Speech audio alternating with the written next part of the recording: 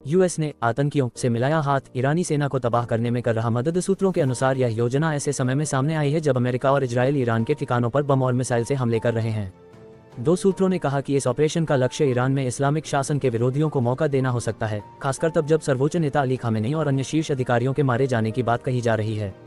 हालांकि अभी तक किसी अंतिम फैसले की घोषणा नहीं हुई है और ऑपरेशन के समय को लेकर भी स्पष्टता नहीं है। सूत्रों ने नाम न छापने की शर्त पर यह जानकारी दी। बताया गया है कि कुर्द समूहों ने अमेरिका से सैन्य समर्थन की मांग की है। दो सूत्रों ने कहा कि वे सीआईए की मदद से हथियार उपलब्ध कराने पर भी बातचीत कर रहे हैं।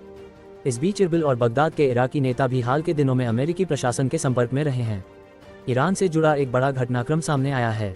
जानकारी के मुताबिक ईरानी कुर्द मिलिशिया समूहों ने हाल के दिनों में अमेरिका से यह चर्चा की है कि पश्चिमी ईरान में सुरक्षा बलों पर हमला किया जाए या नहीं, और अगर किया जाए तो कैसे किया जाए। इस मामले की जानकारी रखने वाले 3 सूत्रों ने बताया कि यह बातचीत संवेदनशील सैन्य योजना से जुड़ी है। ईरानी कुर्द समूहों का एक गठबंधन ईरान इराक सीमा के पास इराकी कुर्दिस्तान के अर्ध स्वायत्त क्षेत्र में सक्रिय है। बताया गया है कि ये समूह संभावित हमले की तैयारी के लिए प्रशिक्षण ले रहे हैं। उनका उद्देश्य ईरान की सैन्य ताकत को कमजोर करना बताया जा रहा है। ईरानी कुर्द समूहों की अमेरिका से रणनीतिक चर्चा, पश्चिमी ईरान में सुरक्षा बलों पर हमले की संभावित योजना। सीआईए की संभावित भूमिका पर पहली रिपोर्ट सीएनएन ने दी थी। वहीं एक्सियोस ने बताया कि अमेरिकी राष्ट्रपति डोनाल्ड ट्रंप ने इराकी कुर्दिस्तान के 2 शीर्ष नेताओं से फोन पर बातचीत की थी।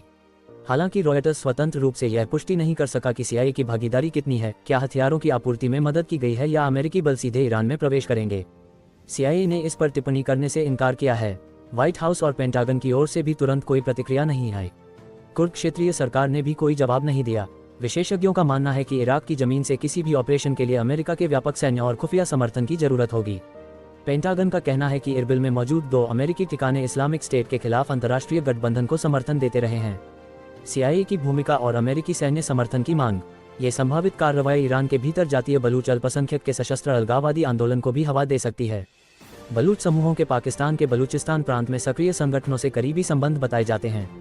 माना जा रहा है कि पाकिस्तान किसी भी तरह के बलूच अलगाव की कोशिश को बर्दाश्त नहीं करेगा।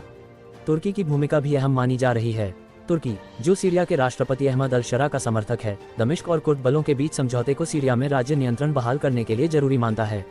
तुर्की पहले ही उत्तरी सीरिया में कुर्द डेमोक्रेटिक फोर्सेज के खिलाफ सैन्य कार्रवाई की चेतावनी दे चुका है यदि वे केंद्र सरकार के अधीन नहीं आते। इराक, तुर्की और पाकिस्तान पर पड़ सकता है असर। अंकारा लंबे समय से कुर्दिस्तान वर्कर्स पार्टी के साथ शांति प्रक्रिया को आगे बढ़ाने की कोशिश कर रहा है और अपनी सीमाओं के पास कुर्द समूहों को हथियारबंद किए जाने के प्रति सहानुभूति नहीं दिखाएगा।